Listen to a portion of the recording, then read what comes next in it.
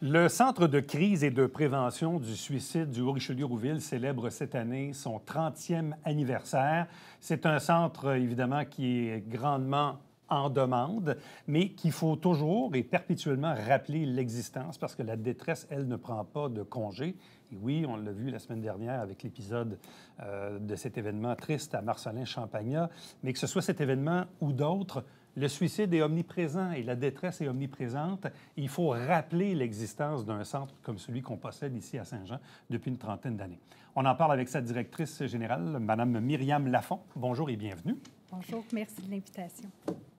Le Centre de crise et de prévention, c'est combien d'employés, c'est combien d'appels par année? Bref, en chiffres, ça représente quoi?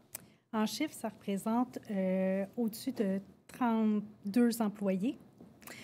Intervenants là, de crise là, qui font autant de la ligne d'intervention téléphonique que des suivis en face-à-face, que l'hébergement, gérer l'hébergement aussi, pour autour de 27 000 interventions par année.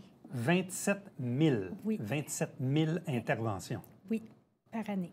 Bon, on comprend que vous desservez le cœur du territoire ici, au Richelieu-Rouville. Oui. Mais vous avez aussi une mission régionale. Oui, toute la Montérégie au niveau de la ligne 1866 appel. Donc, c'est notre ligne d'intervention téléphonique qui couvre toute la Montérégie.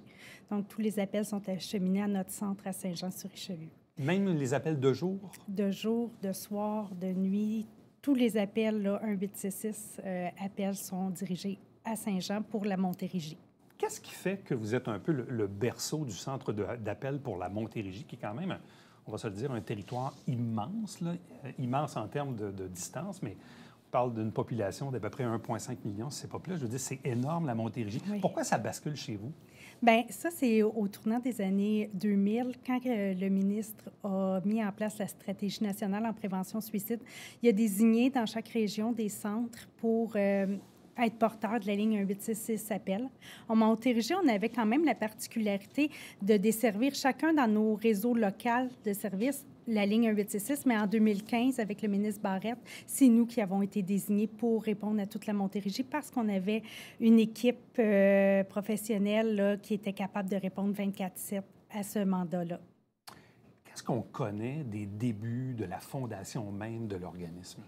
C'est parti d'un mouvement citoyen. Il y a 3 personnes très engagées qui croyaient à la prévention du suicide, qui voulaient des services pour la population. Ils ont décidé là, de mettre en place le centre en 93, là, au tournant des années 93, faire la demande de subventions, de mise en place là, des lettres patentes et tout. Ils ont fait toutes les démarches pour mettre en place le centre de prévention du suicide. Ça a été rapidement accepté par l'agence, à l'époque, là, la régie régionale, qui a accepté et a donné un bon budget de départ en plus là, pour la mission. Au tournant des années 90, quand le centre a pris naissance en 93, est-ce qu'il existait ailleurs au Québec ce genre d'organisation qui faisait de la prévention sur le suicide? Il y avait plusieurs centres de prévention suicide déjà existants. Il y en avait peut-être 7 là, de mémoire que je vous dis. Là. Il y en avait quelques-uns, dont le Suicide Action Montréal, qui est devenu le CPS de Montréal. Il y avait Sherbrooke qui existait. Granby aussi existait. Donc, il y avait plusieurs centres là, qui existaient déjà. Et là, aujourd'hui, vous êtes combien au Québec? On est autour de 25 là, environ. Okay. Dans chaque région administrative, il y a au moins un centre de prévention suicide. Là. Bon, vous avez dit tantôt 27 000 interventions par année. On comprend que vous avez un mandat montérégien, mais c'est quand même beaucoup d'appels pour 32 employés. Quel type d'intervention faites-vous? Bon, il y a, oui, la ligne 24/7, mais c'est plus large que ça. Oui, effectivement.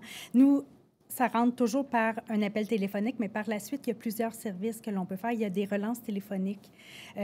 Parfois, les gens, ils font le premier appel, mais ils ont besoin des fois que nous, on aille vers eux, fait qu'on est capable de les rappeler. On fait aussi des relances autorisées. Ça, c'est les proches qui nous appellent parce qu'ils sont inquiets, puis un peu dépassés par la situation. Donc, on peut relancer la personne qui a besoin d'aide pour pouvoir placer des services autour d'elle.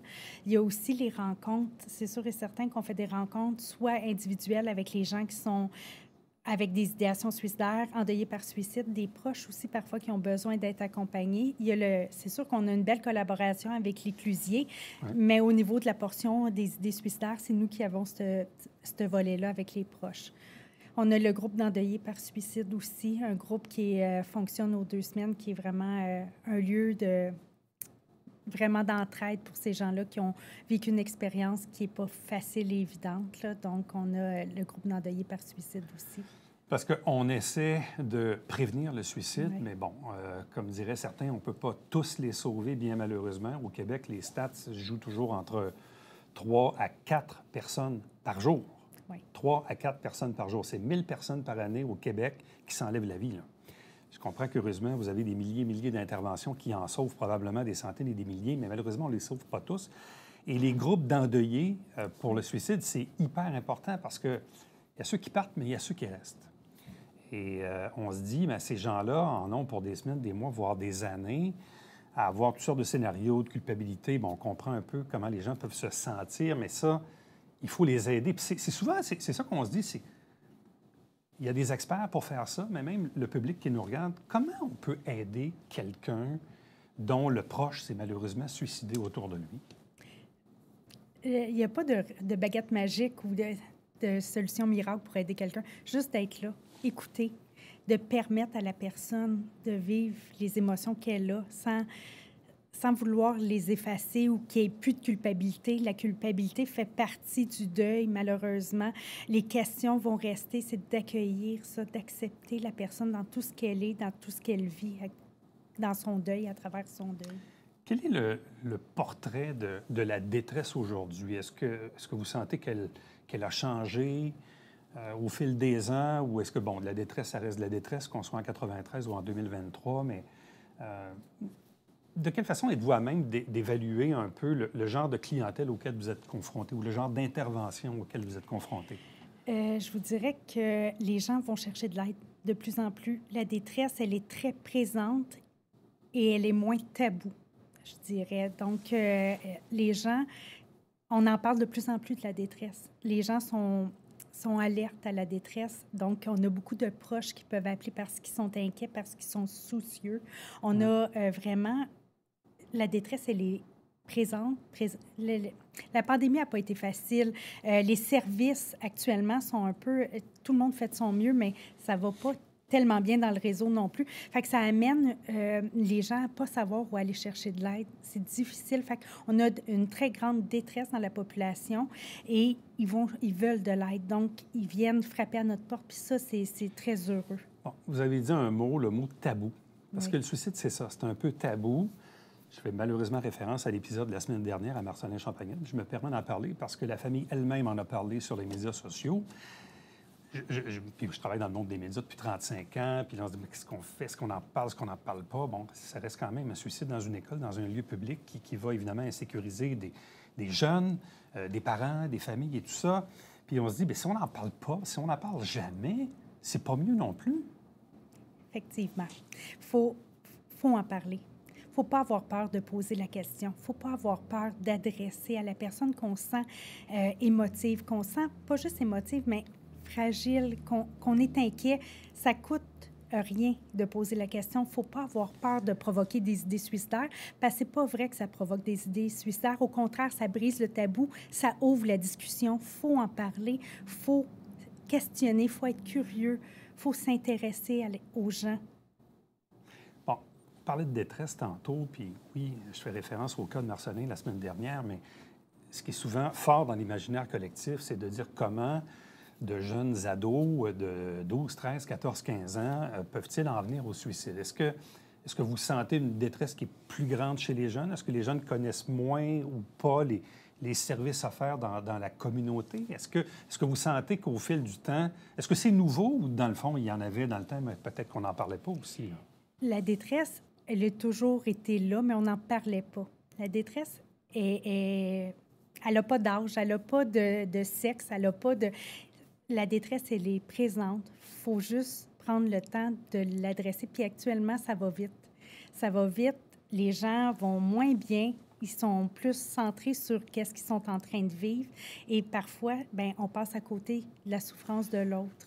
Faites-vous des interventions ou de la formation dans les écoles primaires, secondaires? Est-ce que les jeunes savent que vous existez ou est-ce que vous souhaitez que les parents qui nous regardent parlent du centre à leurs enfants? Puis, si un jour, tu ne veux pas m'en parler parce que souvent, les enfants ne veulent pas se confier à leurs parents, est-ce que ça, là-dessus, il y a un bout de chemin à faire pour faire connaître l'existence du centre auprès de la clientèle peut-être un peu plus jeune?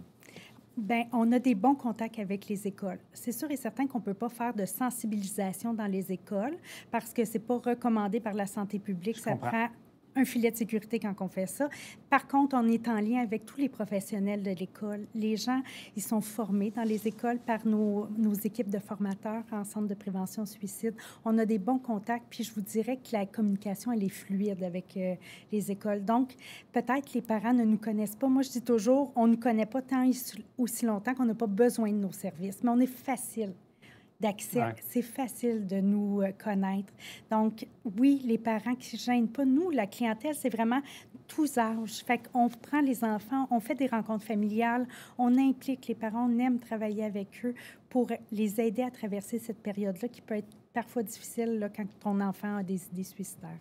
En terminant, dans la palette de services que vous avez aussi, c'est un peu nouveau là, dans les dernières années, c'est celui du volet de l'hébergement. Qu'est-ce que c'est au juste?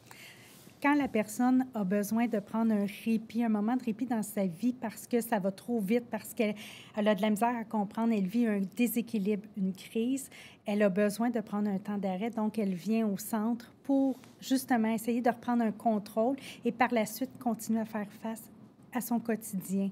Donc, c'est vraiment un répit que les gens se donnent pour venir au centre puis reprendre un peu son souffle. Là, vous avez quelques années de recul là, depuis que ça a été mis en place. Êtes-vous à même de mesurer un peu l'efficacité de ce service-là? Bien, pour nous, ça vient vraiment compléter la gamme de services. C'est vraiment une alternative à l'hospitalisation parce que l'hôpital, c'est pas toujours bon.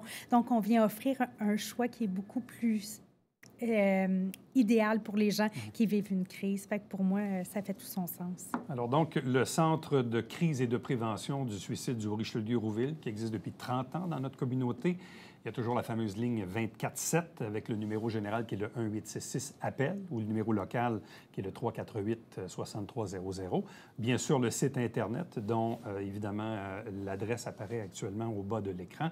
Bref, sachez que ça existe dans notre territoire. Parlez-en à vos amis, parlez-en à vos enfants, parlez-en à vos proches. Et si vous avez besoin, surtout, n'hésitez pas. Myriam Lafond, merci beaucoup. Merci beaucoup. Restez avec nous. On vous revient après ceci.